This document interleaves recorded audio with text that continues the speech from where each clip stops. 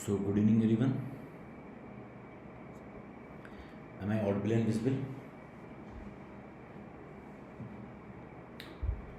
So, today we are going to discuss clinical question which are asked in physiology. And today topic is musculoskeletal. Okay. So, if I am audible and visible, just ping me so that I can understand.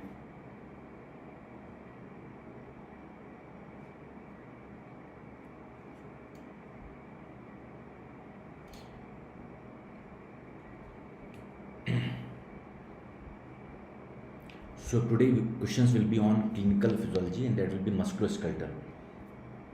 Although this is an ignored topic, but very important topic.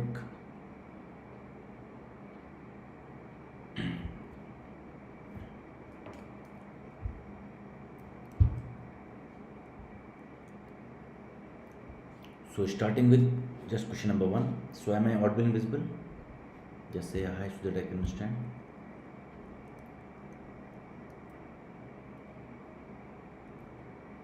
Okay.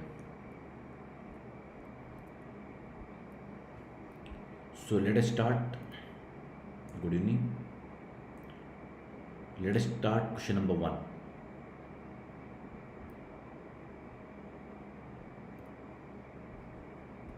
Okay. So a 27-year-old graduate student is bitten by a coral snake while he was hiking alone through the woods and dies 2 hours later from respiratory failure. Okay. Now his body was discovered 7 hours later by a group of campers who promptly called the police. On arrival, the police found his body to be cold and stiff. So what is that called as? In physiology, what is that called as? We will discuss option later on, but what is that called as? That body becomes stiff after the death. What do you call this in physiology? Then I will come to the option.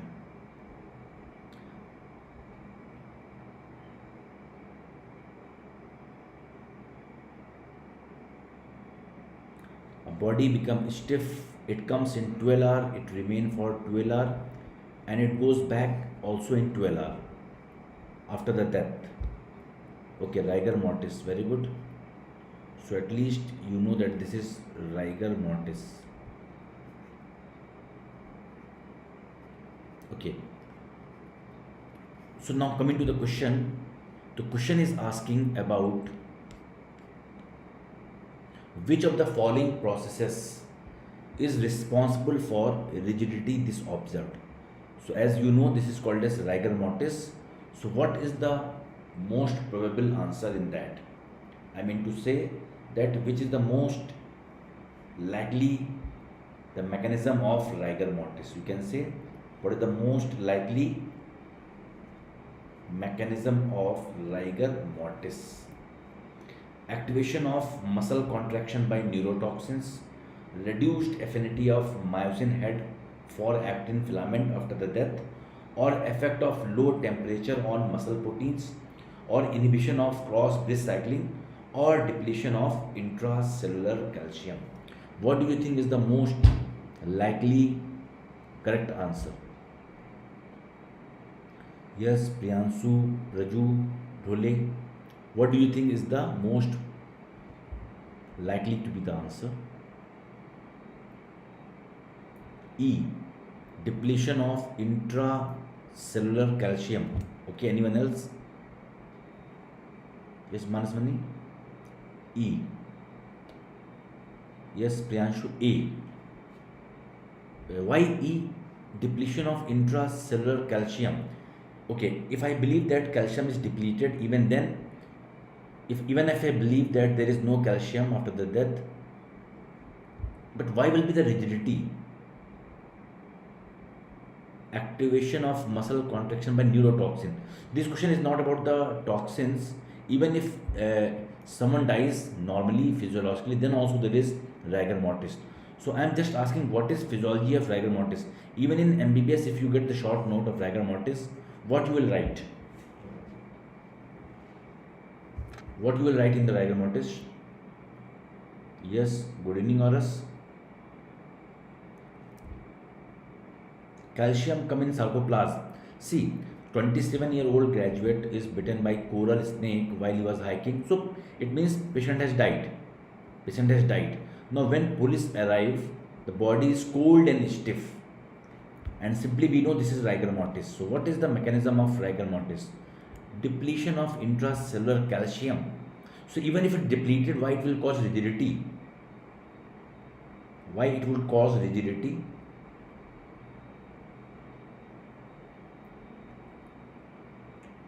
Any second guess? You can just tell me the second guess so that I can come to the correct answer.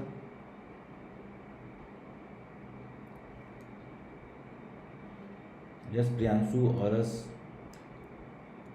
Manaswini. Loss of excitability. Okay, let me tell you the answer, then I will tell you what is the correct explanation. Answer is D. Inhibition of cross bridge cycle. When there is no ATP, cross bridge cycle will be inhibited.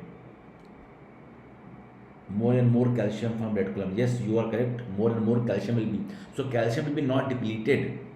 Calcium will not be depleted. There will be more and more calcium. There will be more and more calcium. So this is not the correct option. Answer is inhibition of cross bridge cycle. Now let me explain. If you remember, what is that? F-actin or G-actin? What is this actin called as? This is G-actin or F-actin if it is polymer.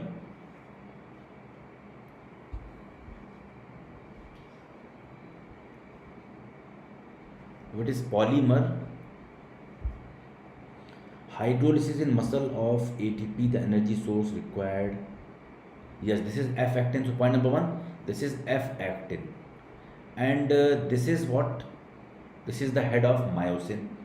This is head of myosin. And if you remember sliding filament theory, okay, ATP, when ATP comes, what will happen? When ATP comes, what happens? When ATP attached to the head of myosin, what happened? Do you know the step of that sliding filament theory? This is full question in your MBBS also. Sliding filament theory. And the recent AIMS examination, there was one question regarding that.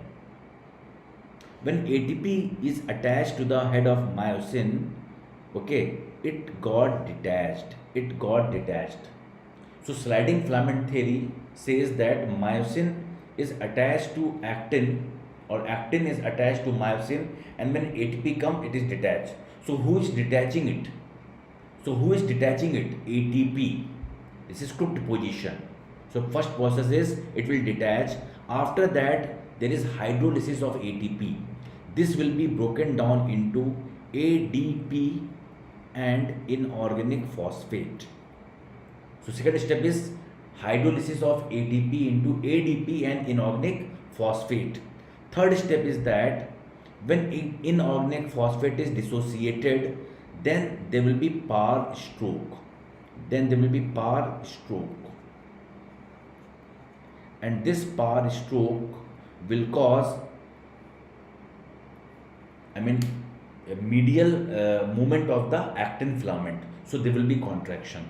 So what is the cause of contraction? The par stroke, when ATP is dissociated into ADP and inorganic phosphate.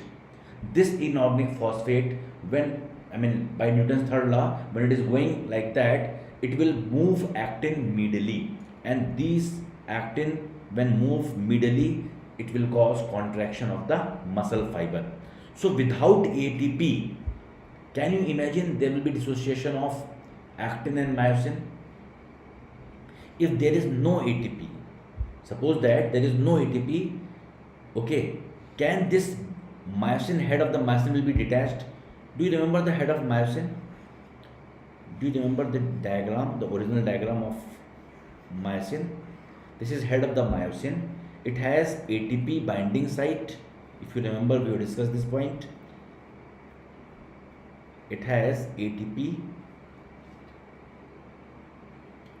binding site, as well as it has actin binding site. So it has two sites. One is actin binding site, other is ATP binding site. This is called as head of myosin. And when ATP comes, remember, only when ATP comes, it is detached.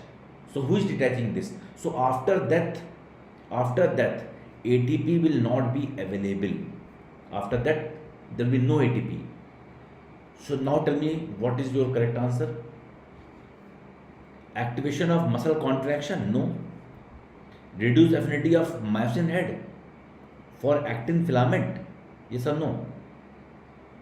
No, because there is no ATP. ATP causes detachment of head of myosin from actin. So if there is no ATP, it will be attached, not detached. Effect of low temperature? No. Inhibition of cross-bridge cycling? Yes. So D is the correct answer.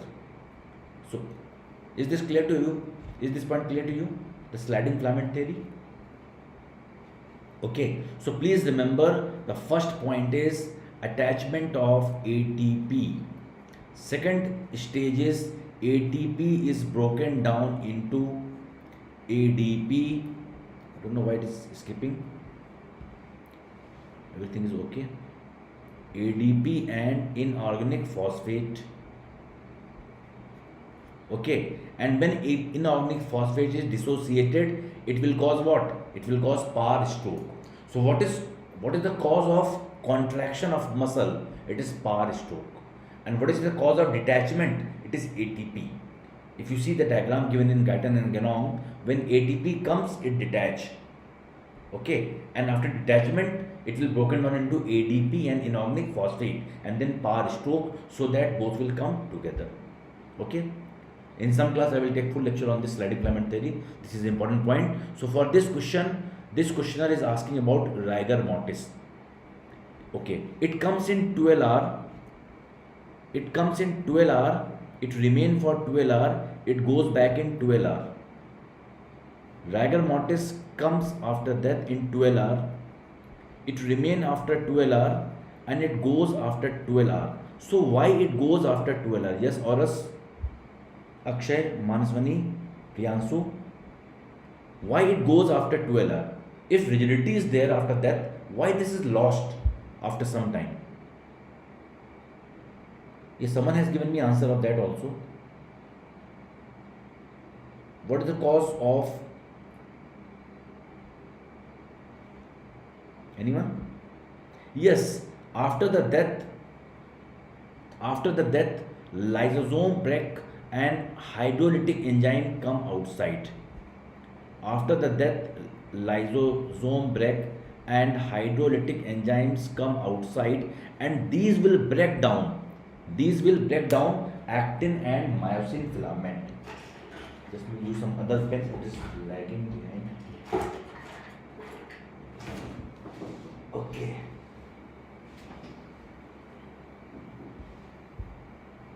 Should use some gloves. Okay, so because after death, after some time, because of apoptosis, or you can say apoptosis, lysosome got degenerated and hydrolytic enzyme, and these broke down all this actin and myosin filament, so your muscle will become soft. It comes in 12 hour, it remain for 12 hour, it goes after 12 hour. So please remember law of 12.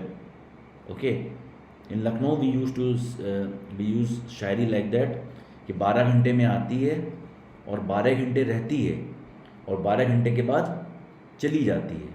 कौन? Rigor mortis, कोई और नहीं, rigor mortis. तो एक शेर है कि अहले करम इतना न बरस कि वो आ ना सके, और जब आ जाएं तो जम के बरस कि वो जा ना सके. But here it is not like that. It comes, it remain for 12 hours and it goes after 12 hours. So it is not possible to, इसको रोकने का कोई तरीका नहीं है. Okay, so this is the answer, inhibition of cross bridge cycling. Any doubt regarding that? Is there any doubt regarding that? Okay, now next question. This is the diagram which is given in Guyton. Next question is very good question, really very important question. Mutation in the ATP to A1. And if you remember the physiology of excitation, contraction, coupling, the full question in your MBBS, you can answer this. Mutation in ATP to A1 gene result in the loss of calcium ATPase pump, which is the sarcoplasmic reticulum membrane of skeletal muscle. Now, mutation result in the rare disease which cause muscle cramping. Can any one of you can tell me with the name of disease? If there is mutation of ATP to A1 gene, okay, sarcoplasm. Can anyone name this disease? Any one of you can name this disease? What will happen? This is your excitation, contraction, coupling diagram, if you remember. अब तो आपके juniors भी आ गए हैं, आप पापा बन गए हो, सो डोंट, आपको पढ़ाना होगा, इम्प्रेस करना होगा, you have to impress your juniors also, है ना? You should know all those things. You know this is DHP receptor, this is ryanodine receptor, and this is from here calcium come, and from there calcium goes inside by SERCA, SERCA. Yes, Priyanshu, malignant hyperthermia. Malignant hyperthermia is a disease when there is mutation of ryanodine. Then there is malignant hyperthermia causing excessive calcium. But what will happen if ATP to A1 gene, which is supplying to the SERCA, this is mutated, calcium cannot go inside. In malignant hyperthermia, calcium is more outside, but here calcium cannot go inside back.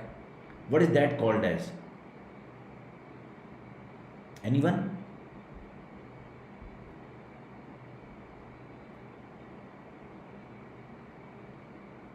It is called as, I will come to the question, but you should understand what is that disease. It is called as lockjaw. Lockjaw is a different thing. This is Brody's myopathy. Brody's myopathy. So what will be the physiological problem here? That calcium can come outside and it can cause contraction. No problem in that. But it will not go inside to cause relaxation. Now coming to the question itself, yes, Brody's disease. Coming to the question itself, after mutation of ATP to A1 gene, what will happen? What will be the correct answer? Brody's myopathy. And I have given you the fair diagram so that you can understand what will be the answer. This is your sarcoplasmic reticulum. Calcium come from this and calcium goes through SERCA to cause relaxation. If it cannot go because of mutation, more and more calcium will be in the cell. So what will happen? What do you think? I hope fonts are enough visible to you. Now things will be very much clear. If calcium is coming out but it cannot go inside, what is that called as? Of course, Brody's myopathy, but what will happen to relaxation time? Relaxation time will decrease or increase. Cytosolic calcium will increase or decrease. What do you think is the correct answer? Yes, Akshay, B. Okay. What about others? What about others?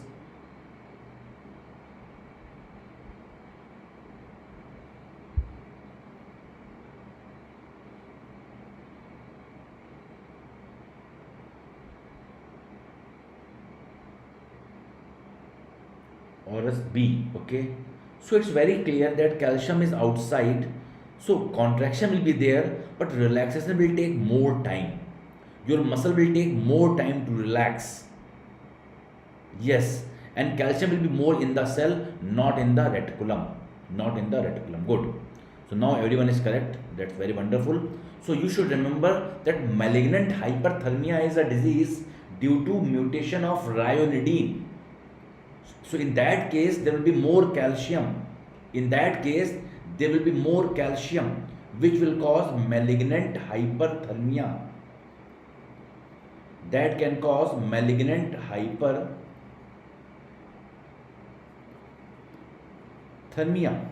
isn't it?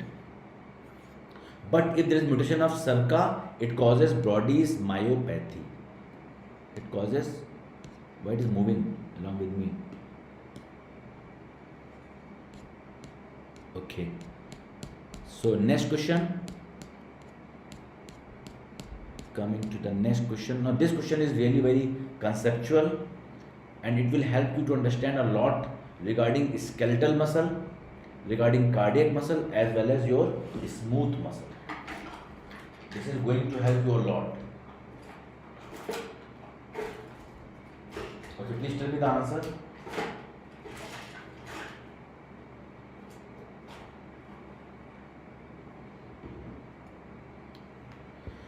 See, there are three muscle X, Y, and Z.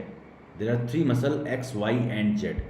And this question is that if you block Sarka pump, it has been seen that muscle type X will have highest calcium. So which is this muscle X? Skeletal, cardiac, or smooth? My pen is not working very smooth. Okay. Yes, Sayantan. What do you think? If you block this Sarka pump, suppose that this is your excitation contraction coupling diagram, and this is how calcium is coming, and this is how calcium is going back. And if you block this pump and calcium is more, yes, Akshay Gupta, skeletal. Why skeletal? You are correct. But why skeletal? What is the reason for that? Why it is skeleton?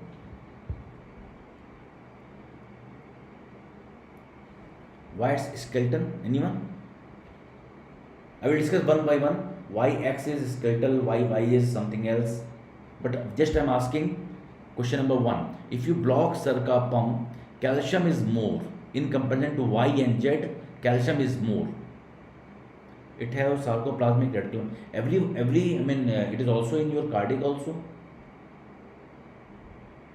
So why only skeletal? See, if you see that in case of skeletal and in case of smooth and cardiac, suppose this is your skeletal and this is your cardiac, or you can imagine smooth also. Actually here calcium is coming by one pump, but it is going also by one pump, and that is Sarka. But you must be knowing in cardiac and smooth, calcium can go by two pumps. One is Sarka and other is sodium calcium exchanger. Do you remember this or not? NCX. If you remember the function of digitalis, if you block sodium potassium pump, NCX stop working and calcium is accumulated. So this cause increase inotropic action. Okay. So here, if you block this pump in both condition, calcium cannot go inside reticulum. But in case of cardiac and smooth muscle, calcium can go by second pump, that is sodium calcium exchanger. So more calcium in the cell will be in case of skeletal muscle. Is this okay with everyone? This point is clear? So point number 1 to remember is that from sarcoplasmic reticulum to the cell, calcium come by calcium pump. But from the cell it goes back by Sarka in case of skeletal. But in case of cardiac and smooth, they have two. One is Sarka, other is NCX, sodium calcium exchanger. So if this is not working, this will work. Okay, that is why calcium is more in the skeletal and not in the smooth. Now coming to the next point of the this question only, that now I have to distinguish between Y and Z. And when you label with the fluorescein titin, it is found in Y, not in Z. So when you stain the muscle, titin is found only in Y but not in Z. So now tell me which is smooth and which is cardiac. If you remember, titin is present in skeletal. It is present in this cardiac or smooth? What do you think? This question is really very important. It is going to help you a lot to understand regarding cardiac, skeletal, smooth. What do you think?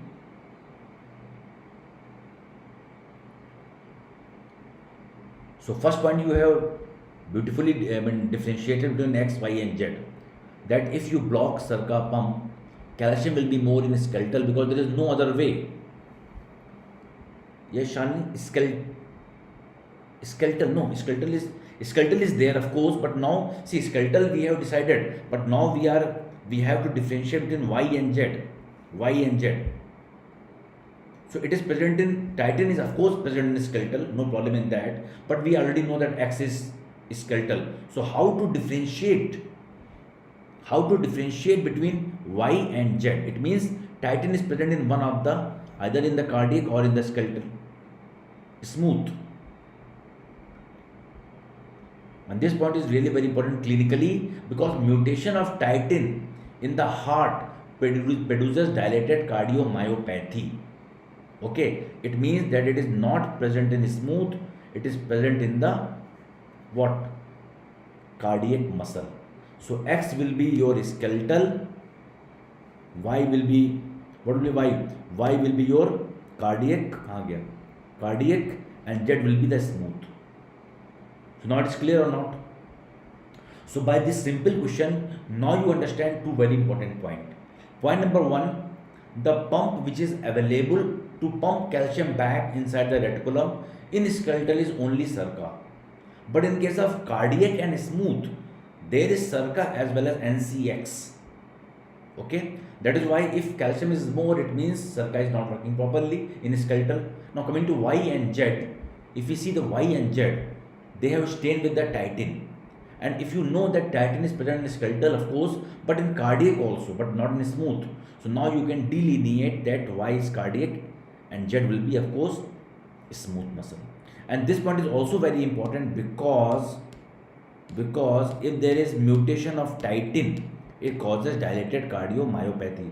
Where it is mutation in the protein titin can cause dilated cardiomyopathy, hypertrophic cardiomyopathy. In skeletal, it causes limb girdle muscular dystrophy and tibial muscular dystrophy.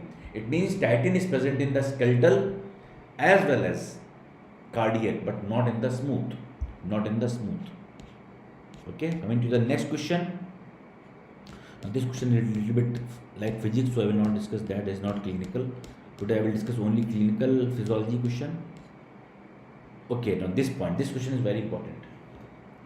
A 27-year-old man presents to the clinic for his annual physical examination. He was diagnosed with a rare arrhythmia a couple of years ago following episode of dizziness. The mutation in the gene encoding L-type calcium channel was identified. Okay, now the patient has been conducting some internet Google research and he asked that on which stage L-calcium is acting on ventricular action potential. If you see ventricular action potential, L-calcium is responsible for which phase? 1, 2, 1, 4, 2, 3 or 0? What is the answer? Question is that L-calcium is responsible for which phase of the ventricular action potential? Phase 1, 4, 2, 3 or phase 0? Very simple, very basic question. They just tilted it out to confuse you. Otherwise, this is very simple. Hundreds of times this has been discussed. Which of the following would you expect to see in this patient?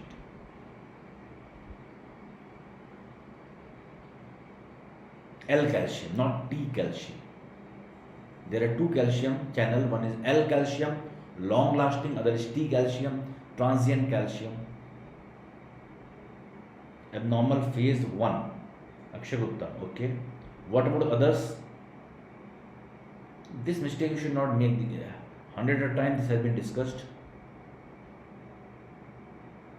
Yes, Mishap D. D is abnormal phase 3. Okay. Satulri. Okay. C. Okay. Phase 2. Good. Anyone else?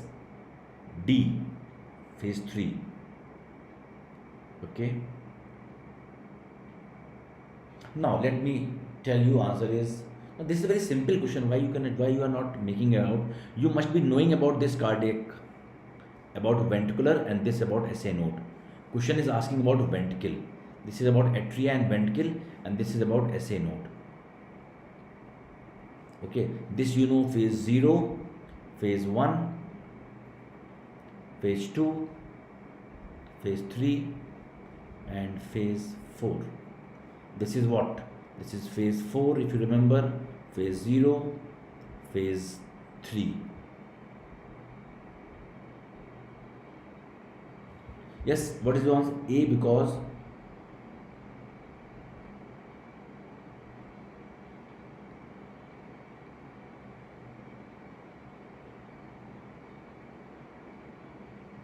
oh sorry. Yes, actually I put my limit after 11 p.m. I should not see laptop. Okay. A, because L calcium can early reproduction. No, my dear friend, if you remember, phase 0 means influx of sodium. Phase 1 is efflux of potassium.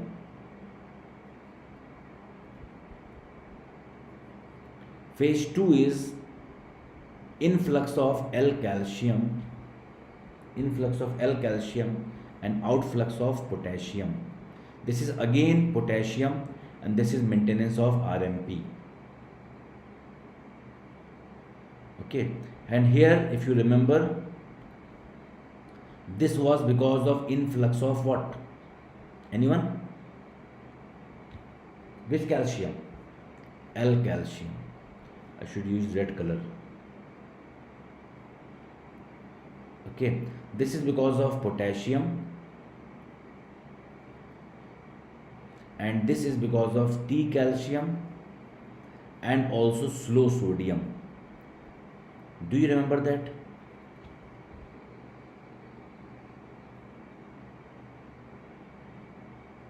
Isn't it? Is this? Okay, so now tell me what should be the answer. L calcium is phase 2 or plateau phase. L calcium is phase 2 or plateau phase. There shouldn't be any doubt in that. See, this is called as phase 0 is called as depolarization. Phase 1 is called as early repolarization.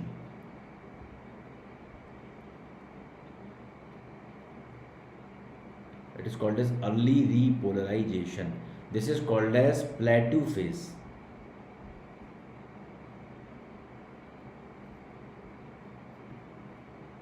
This is called as plateau phase. This is called as late repolarization. Similarly, this is called as what? What is this called as? You know there are three names for that. One is called as prepotential or what else? Yes, very good. Pacemaker potential. Yes, Ravarma, you are there. Okay. After a long time you joined. Pacemaker potential, and third is diastolic potential.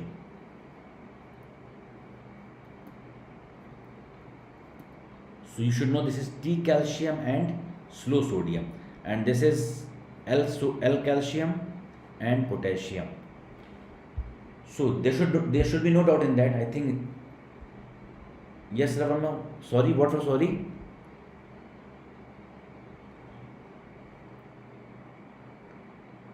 Sorry for what? For joining late. No problem. कुछ किसी काम में busy हो गए, Photoshop and all दोस्त. वो क्या share है कि अपने तो सब दोस्त काम कर रहे हैं और एक हम है जो सिर्फ नाम कर रहे हैं. पतंगबाजी का शौक अपनी जगह, मगर तुम तो कत्लेआम कर रहे हैं. Okay,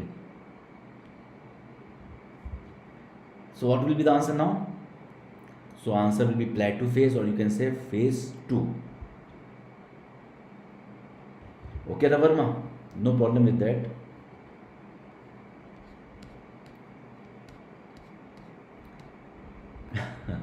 Okay, so coming to the next question for those who joined late.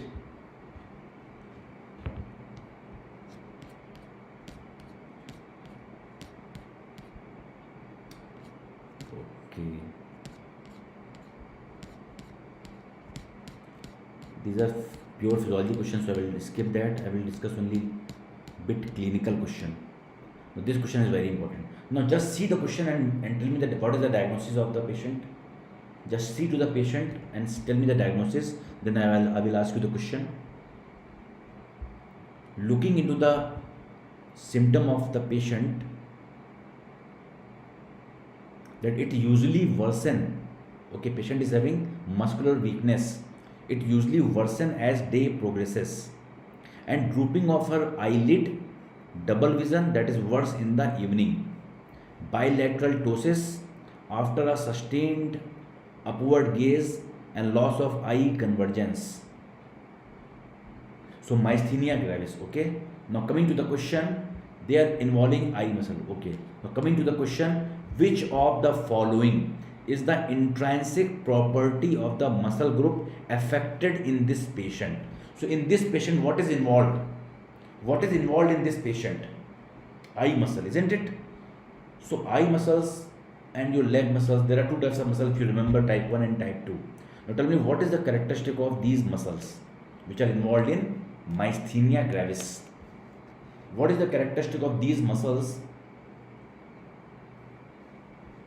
involved in myasthenia gravis? High myoglobin content, increased amount of ATP generated per molecule, a small mass per motor unit, high ATPase activity, or high density of mitochondria. Which is the characteristic of your muscles of eye which are involved? See, physical examination reveal bilateral ptosis after a sustained upward gaze. So these are the first muscle to be involved, most commonly involved. So which is the most important feature of these muscle? Yes, small mass per motor unit. You are thinking that eye is very small, so muscle mass will be very small, isn't it?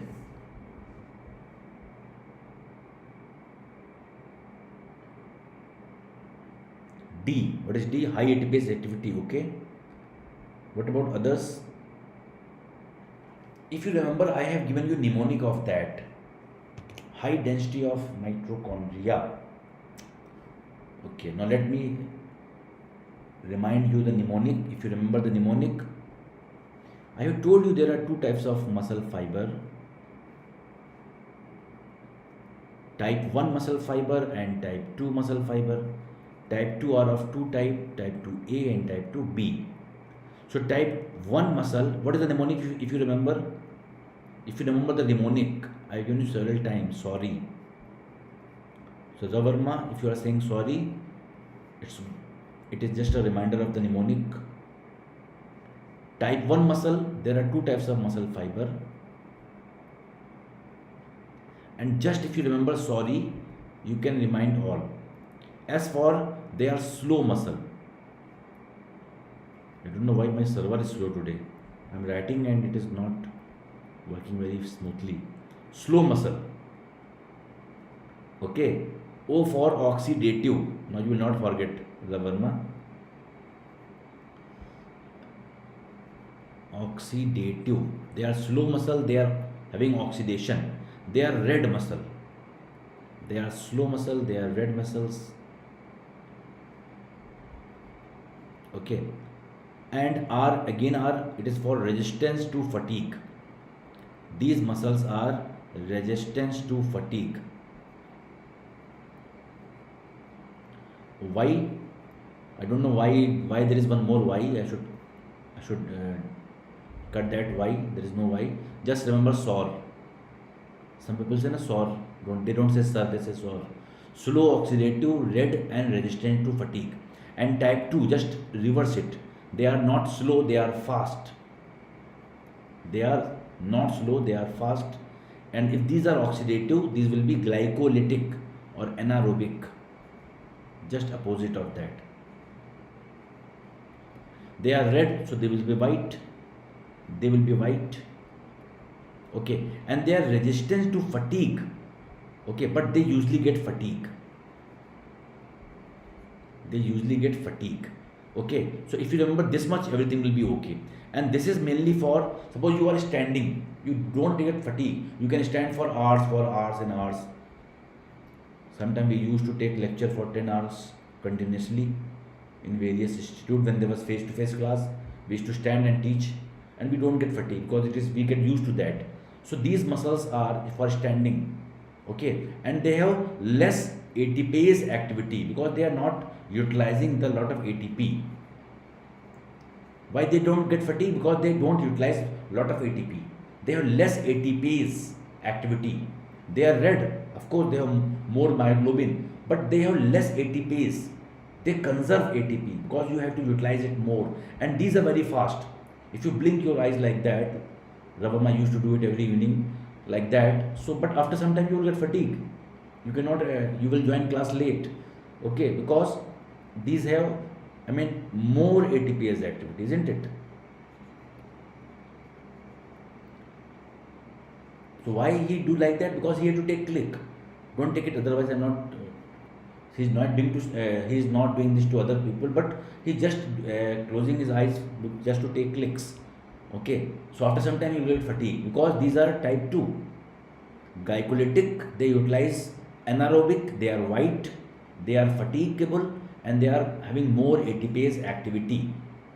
They are having more ATPase activity. Okay, so just remember that. Is this clear? So I think you will not forget. If you just remember, sorry, Ravarma will remember forever, isn't it? Sorry, it is type 1 muscle. They are slow, oxidative, red, resistant to fatigue, and they help in standing. So you don't get fatigue. आप थकते नहीं हो, आप खड़े रहते हो बहुत देर तक. रबरमा खड़ा रहता है बहुत देर तक अपने दोस्त के बाहर चांद को देखने के लिए, मतलब चांद को देखने के लिए, क्योंकि फोटो लेना होता है उसको.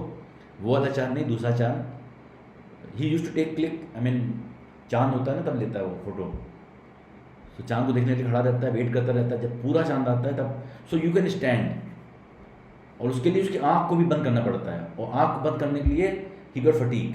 After some time you have to open his eyes. Okay, for that it is type B muscle. Now you will say what is 2A? If this is 1, this is 2. 2 is mix. Okay, it is oxidative as well as glycolytic. Although they are red, so they are for walking.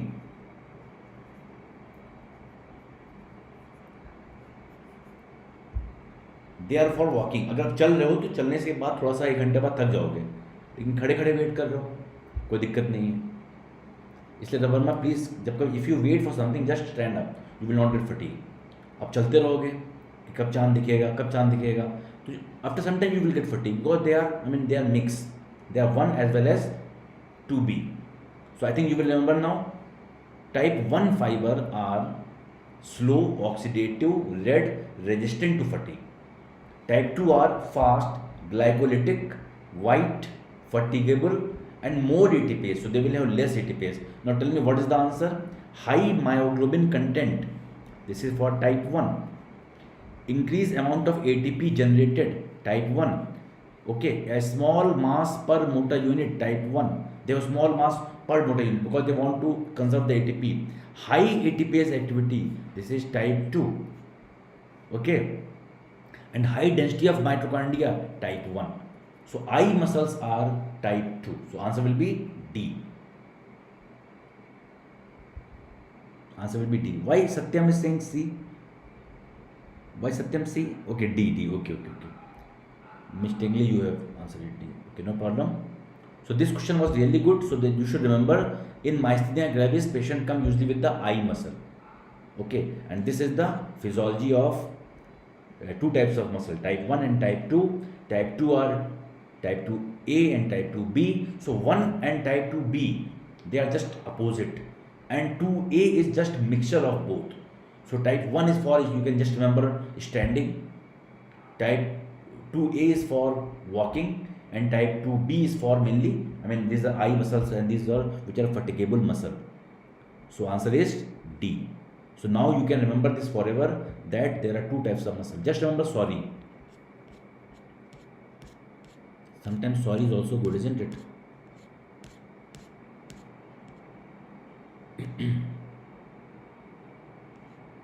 Okay. Now what is your diagnosis? Just have a look on this question and tell me the diagnosis.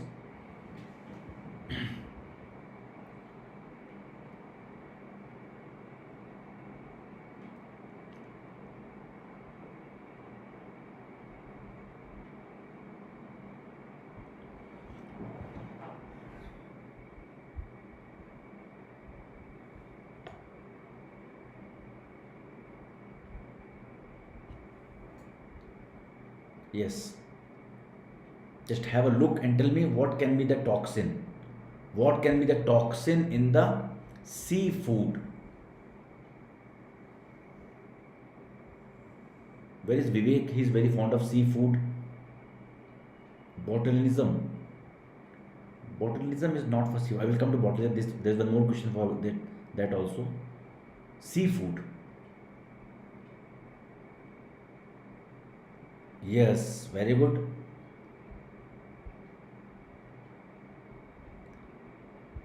Wonderful answer by Akshay Gupta. Wonderful. Tetrodotoxin. Very good. So, just remember which poison kill voltage gated fast sodium channel. The channel which are causing depolarization are mainly voltage gated sodium channel. Everyone knows, and these are blocked by some type of fishes. Yes, very good, Akshay. Puffer fish. Very good. That is puffer fish. That is puffer fish. It is given in Guyton as well as Genome. If you read the initial chapter, it is given there. So answer will be, which of the following toxin is the most likely cause of the patient's symptom? Answer is tetrodotoxin. Tetrodotoxin. Very good. So you should remember that tetrodotoxin poisoning blocks voltage gated fast sodium channel. Okay, and these are, if you are very fond of fish, some people say I love fish, so I think that they have some aquarium and they are just feeding the food to the fish. But when I go to their home, I see they just cook and they eat and they say I love fish. If you love something, you will eat. Okay, anyway, this is puffer fish. Okay, it should be I love eating fish, isn't it? Not I love fish. This is called as puffer fish and they are having a lot of tetrodotoxin. If you love someone, just go. That is why I am very afraid when say I love. No one says me that, but sometimes I feel that they will cook me and they will eat. Okay, anyway. So you must also know about latrotoxin. See, not widow, but spiders are not usually poisonous. Spiders are not usually poisonous, but there is black widow spider which is poisonous. Okay, and that is latrotoxin, and they cause excessive release of acetylcholine. They cause excessive release of acetylcholine that cause increased neuromuscular junction transmission. Okay, good. Now coming to the next question. Now this question is very important. One of my students said that you said every question is very important. Yes, I used to select those. That is why I am telling you important, because I used to select only important question. A neurophysiology expert. Okay, suppose that Dr. Ravarma has done MD, DM in neurology, and now he is expert. He is expert, and he is teaching his student physiology of NM junction. Okay, and along with the class, he has a camera with him, and he is taking the class in every pose, and he is teaching NM junction. And while describing the sequence of event that plays at NM junction, he mentioned that as action potential travel down the motor neuron, it caused depolarization of the presynaptic membrane, isn't it? And that causes influx of calcium. So what is action of this calcium? Very simple question, very easy question. What is the action of this calcium? Of course, that is called as docking. What is role of calcium? Not only in NM junction, everywhere. What is role of docking?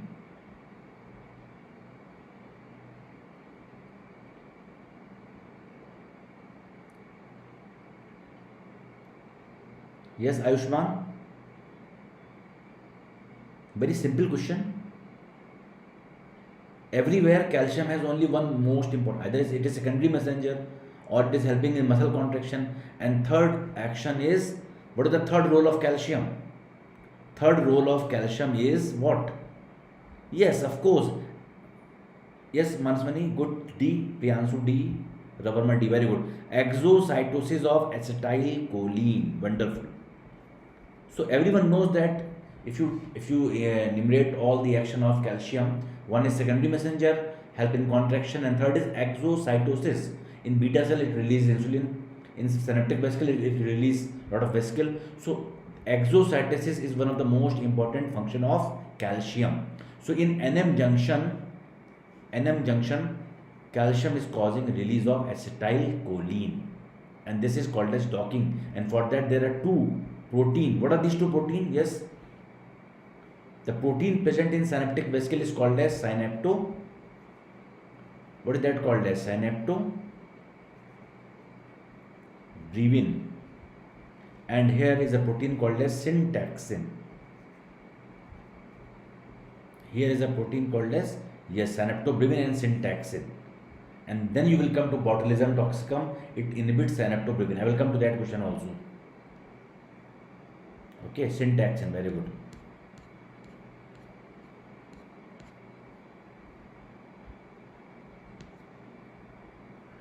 Now this is also a pathology question. Okay, now what is the diagnosis? Tell me.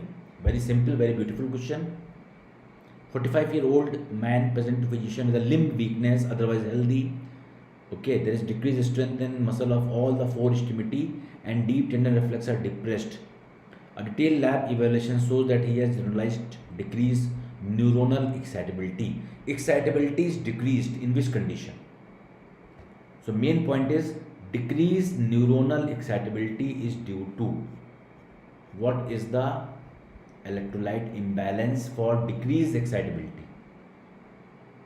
What is the neural imbalance for decreased excitability?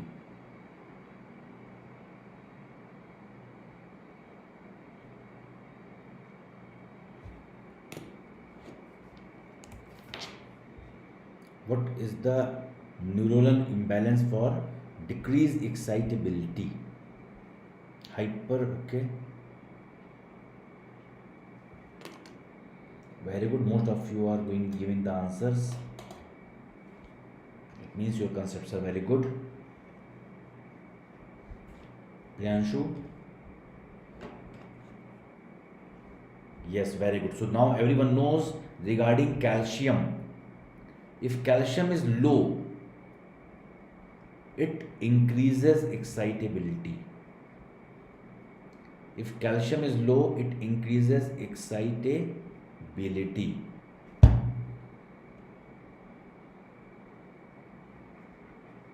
If calcium is high, it decreases excitability. This has been discussed so many times, isn't it? Okay. What about potassium? What about potassium we have discussed? If potassium is low or hypokalemia, yes, if potassium is low or there is hypokalemia, what will happen? RMP will be more or RMP will be less? RMP will be more or RMP will be less?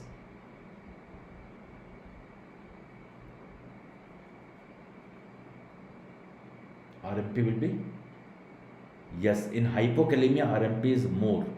Very good. And in hyperkalemia,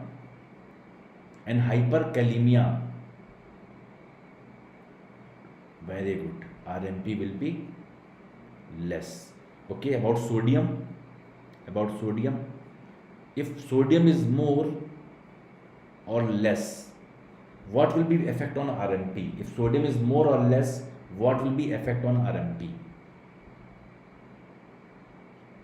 If sodium is either more or sodium is either less, what will be effect on RMP?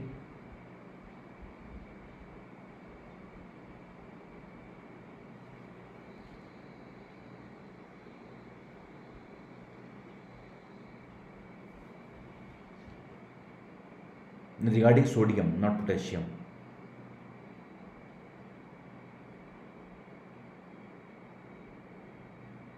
If sodium is more, what about RMP?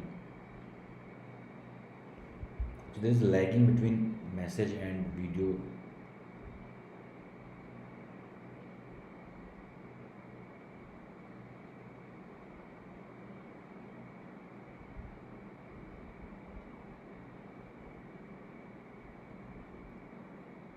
Yes, please tell me.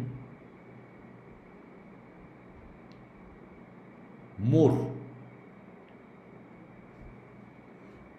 See, RMP is dependent on potassium, not on sodium. RMP is dependent on potassium, so no effect on RMP. Everyone knows that point, na? So why you are saying less, more?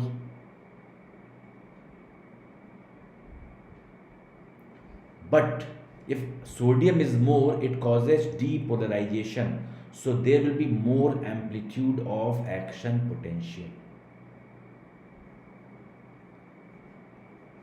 More amplitude of action potential.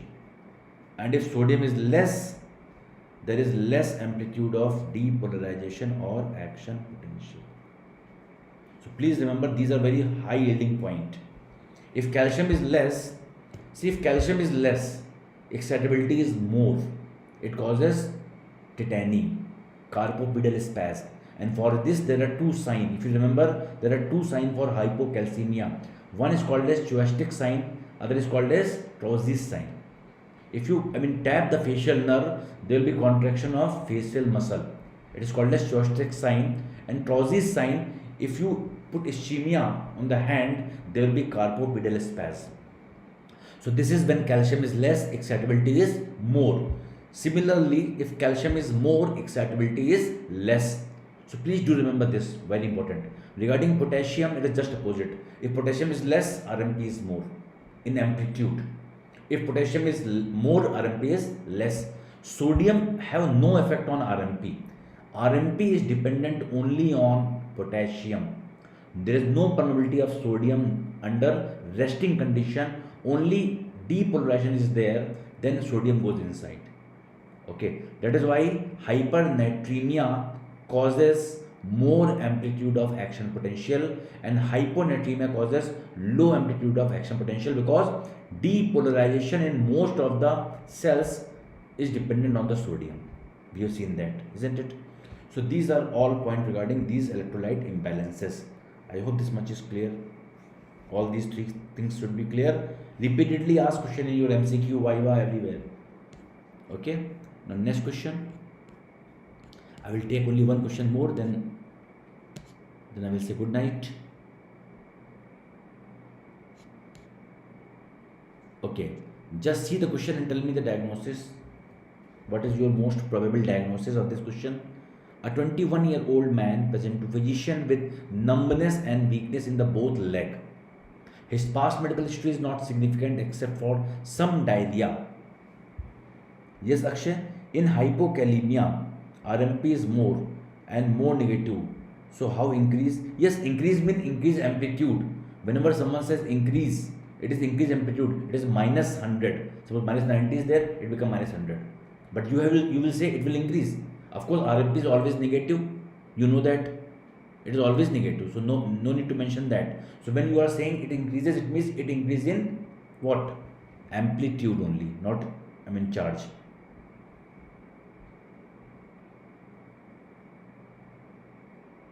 Yes, lower motor neuron palsy. See, some diarrhea. This is important point. I am giving you a hint. After diarrhea, very typical history. Patient is coming to you after diarrhea, suddenly weakness of the lower limb, negative Babinski sign. So many times this has been discussed in neurology, starting up. Yes, very good, Abhijit. Campylobacter. This is that. But what happened to the patient neurologically? Of course, that can be the cause. Yes, very good, Abhijit. GB syndrome. Very good, excellent. It is just GB syndrome. Guillain-Barré syndrome. It causes demyelination of the. It causes. Yes, option I will come after that, but just I am asking the diagnosis. When some patient is coming after diarrhea with the ascending weakness, पहले पैर में होगा, फिर हाथ में होगा. Patient कहेगा doctor साहब 2 हफ्ते पहले डायरिया हुआ था, अब मुझे वीकनेस आ रही है, paralysis. It is ascending weakness. It is causing demyelination of the PNS, like multiple sclerosis causes demyelination of the CNS. If you remember, we have discussed there are 2 types of cell, isn't it? Please don't forget the basic things. Okay, there is oligodendrocytes and other is Schwann cell. Schwann cell cause myelination of PNS and oligodendrocytes cause myelination of CNS. If there is demyelination of CNS, it causes multiple sclerosis. If it is because of PNS, it causes GB syndrome. Now come to the option. What will be the clinical feature of GB syndrome? So before coming to option, diagnosis must be in your mind. Otherwise, how can you answer the question if diagnosis is not clear? Now it becomes very easy. After making your diagnosis, that patient is coming to you after diarrhea and weakness is there. This is GB syndrome. So which of the following option best explain pathophysiological mechanism underlying the patient clinical feature? Now it becomes very easy. Yes, Moksh. C. Decreased threshold for generation of action potential. Okay. Please everyone try to answer this question. Now this becomes very easy.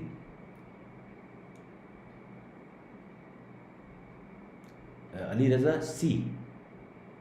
Please everyone don't hesitate in answering. Even if you're wrong, it's okay. You are learning. I'm also learning. Only if you're wrong, you can be corrected.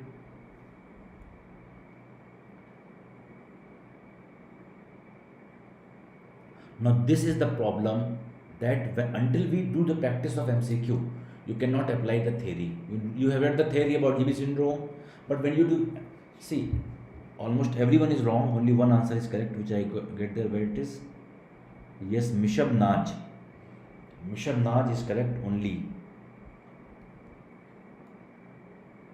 So everyone is saying decreased threshold. Okay, if there is demyelination, speed will be less or more? Threshold will become more or less? Threshold will decrease or increase? What do you think? If demyelination is there, excitability will be less or more? Just tell me. Excitability will be less or more? Excitability will be less. So if excitability is less, threshold will become more or less?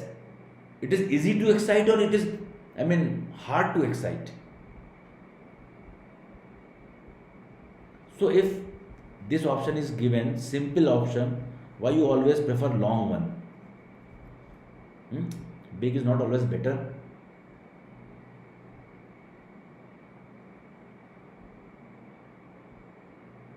Yes, it is difficult to excite. So threshold will increase. So this is always the fallacy. If you just think before you read, you can make it wrong. Okay. So remember, if excitability is low, threshold is high.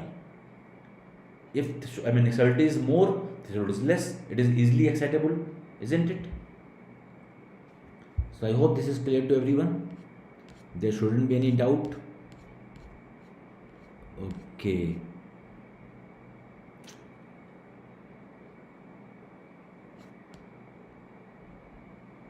Now the last question, just last question. What is the diagnosis?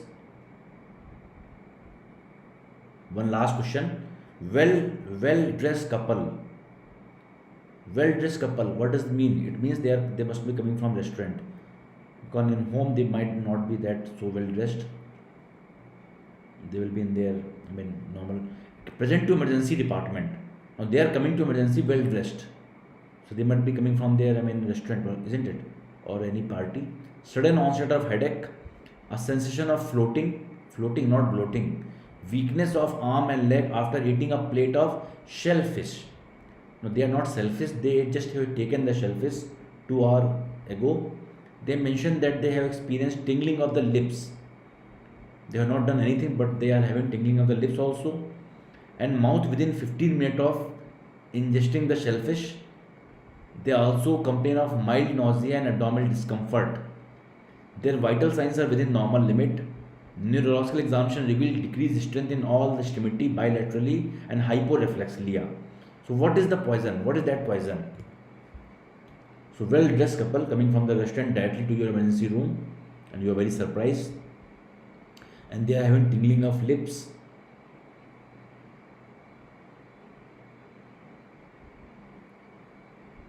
Okay, now coming to the okay, what is the diagnosis? And the thing is very surprisingly that we have discussed that point today only. Surprisingly, we have discussed that point today only. So you should not make this mistake. Today only we have discussed this question.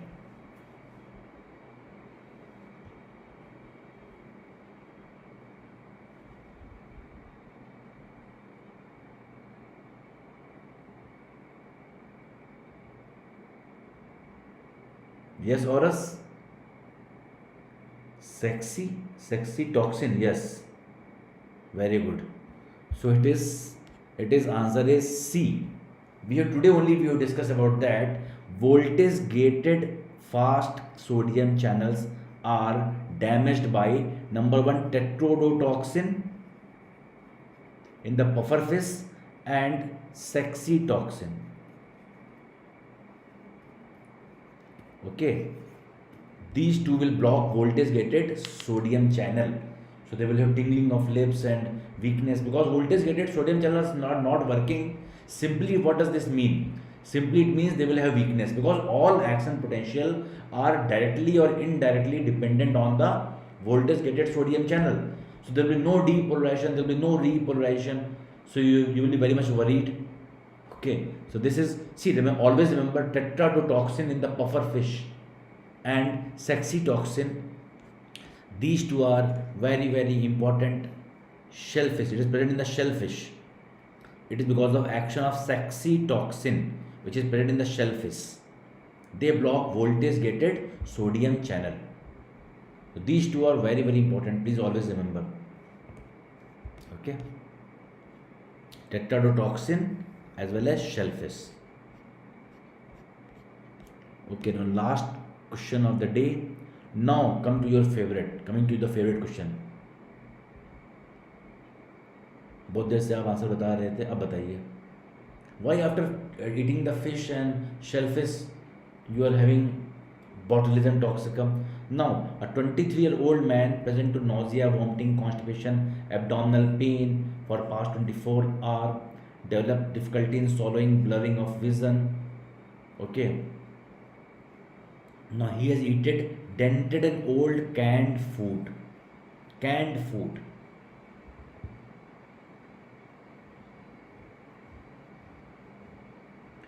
Yes, Rohan, what is mechanism of V parahemolyticus? Okay, I will take, good time is over, I cannot take one more topic.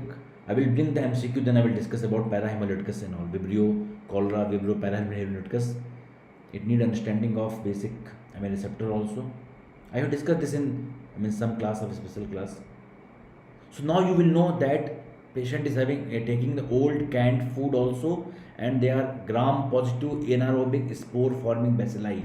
So now your answer is, but that is, your answer is true, but now what is the option, correct option?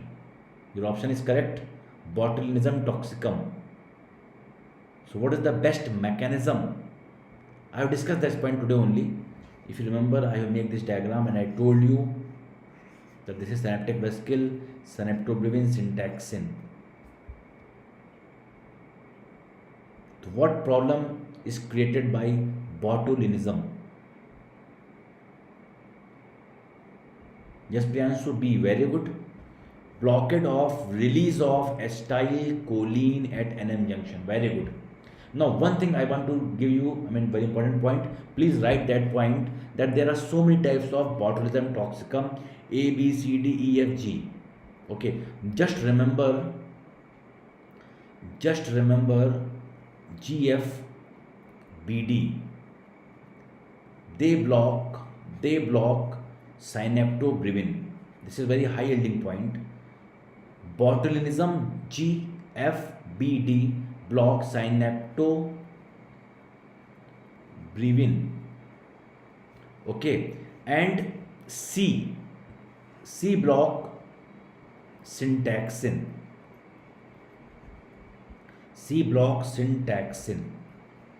And A and E, this is E. Okay, they inactivate SNAP 25. A and E inactivate SNAP25. These are very high yielding point. So remember GFBD.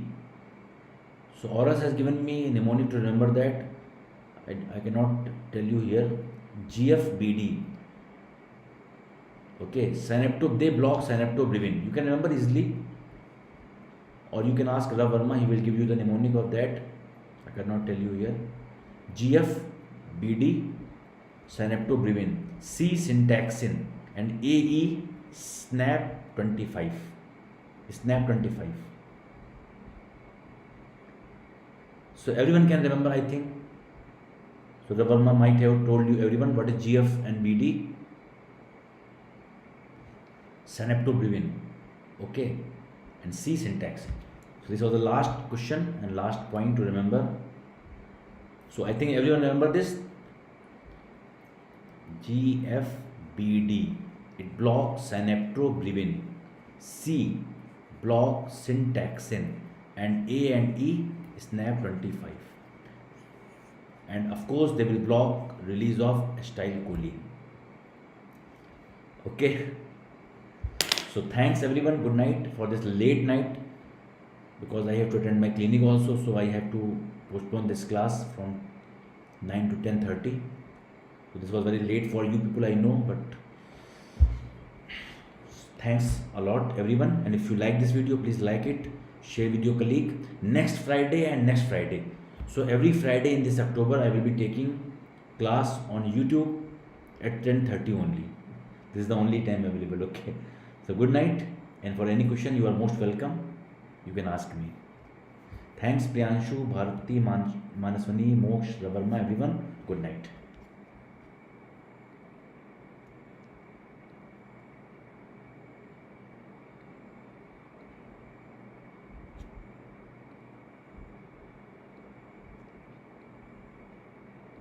अरे यार, मान जाओ भाई, क्यों नहीं मान रहे हो? Ignore the limit.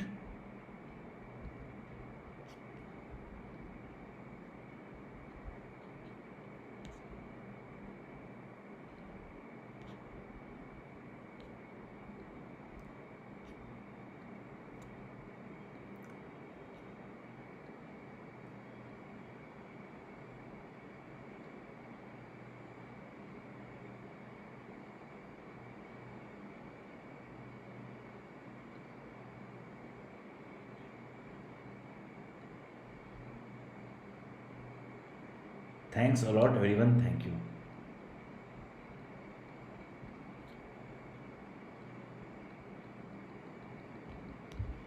अरे यार कैसे बंद होगा?